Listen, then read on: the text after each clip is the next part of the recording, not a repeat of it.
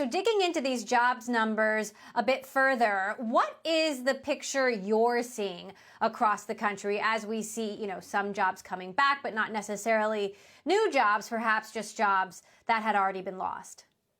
Thank you so much for that overview, Emily.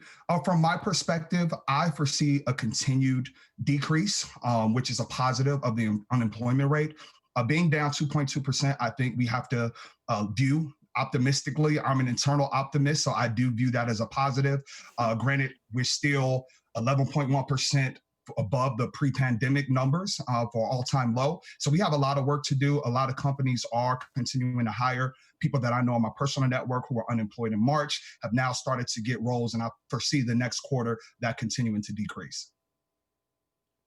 That said, the economy is in a recession. Cases are resurging across the country. And if there's one thing ahead, it is more uncertainty. How do you think that impacts the jobs market in the short term, like the next 6 months?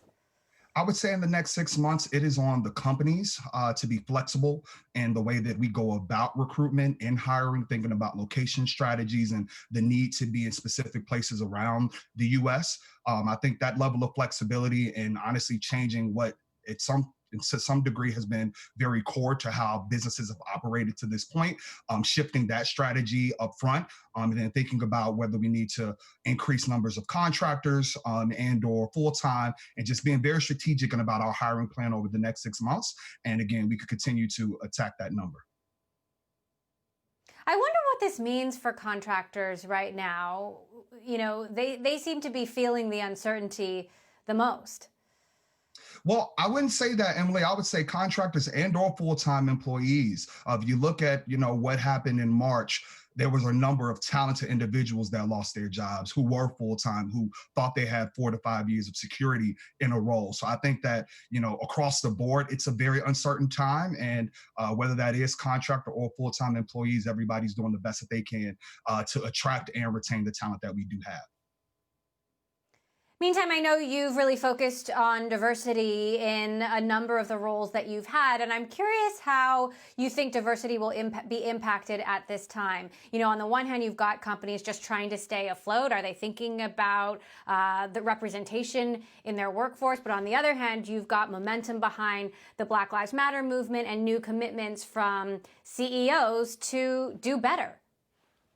Absolutely. And I don't think that the pandemic is any excuse at this point in time. There has to be a diverse focus in every organization. I think the biggest problem that people often share, Emily, across my tech career is that, people at these senior level positions do not exist. But that is a falsity. There are a lot of diverse organizations that are out there that can help you build your top of funnel and partner with those. I know here at PlayVS's, we partner with a company called Next Play Events. Delane, our CEO, spoke there, and that brought in a lot of inbound resumes. But in addition to that, once you do find them, you need to put focus behind being strategic about hiring them. And most importantly, Emily, you have to retain them and then promote them.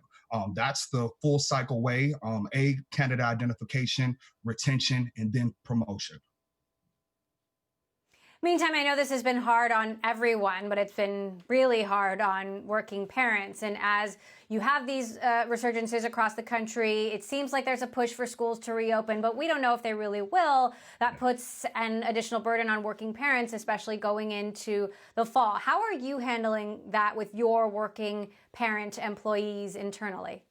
Yes, Emily. I mean, I'll be a walking example. I had to ask my mom to take my son outside so he doesn't run in here right now. And if he did, he would definitely take over the interview. But more importantly, we as parents and as executives, top down, have to be comfortable with having those type of interruptions and trusting that we are, while we're in shelter in place, getting our jobs done, and being effective, having these virtual meetings and things of that nature.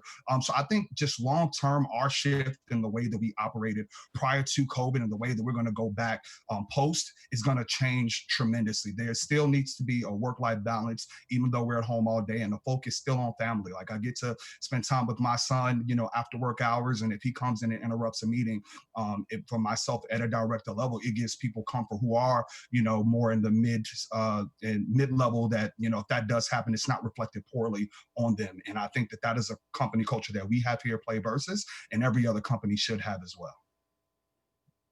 Well, let's also hope that a few little ones don't run in and interrupt us on this side as well. PlayVS runs a high school and college esports platform, and I'm curious if you can tell us a little bit about demand during the pandemic. I know folks have flocked to esports with the freeze on professional and live sports, and also curious, given so many children quarantined at home, how that's impacted things.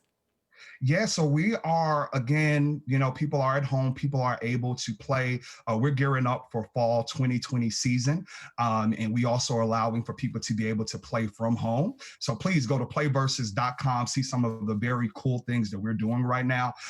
We have a number of game offerings. And most importantly, we're building community through this platform. It's not just win or loss. It's all about building a community. And that's the focus that we have. And we hope that everybody who's watching, go to PlayVS's.com and take a look for yourself. I think you might pick up a controller or two.